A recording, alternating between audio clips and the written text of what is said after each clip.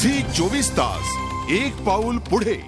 कोळसा खाण घोटाळा लपवण्यासाठी काँग्रेसचे नेते राष्ट्रवादीला बदनाम करत असल्याचा आरोप अजित पवार यांनी काल केलेला होता। यावर भाजप नेते किरीट सोमय्या यांनी टीकास्त्र सोडलंय। हे तर काँग्रेस आणि राष्ट्रवादीचं साटलोट असल्याची टीका सोमय्या यांनी केली आहे।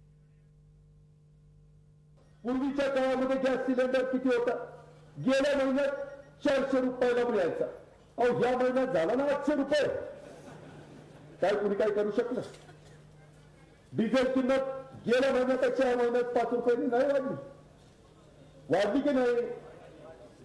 मग तिथं कोण काय बोलत नाही। तिथं मला तर वाटतं ते कोळसाचं फिरसाचं सगळं येत होतं, ते काय तिकडे डायव्हर्ट होण्याकरता आमच्यावर घातलं का काय कुणाला?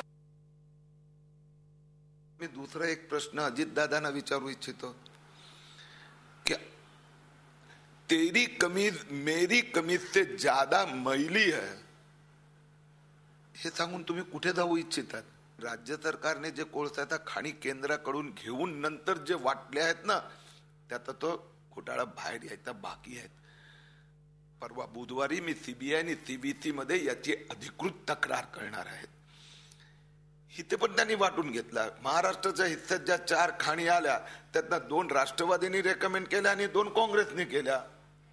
दोनों ने मिलके बांटा है, दोघेही तेवढेच जबाबदार आहेत। झी 24 तास एक पाऊल पुढे।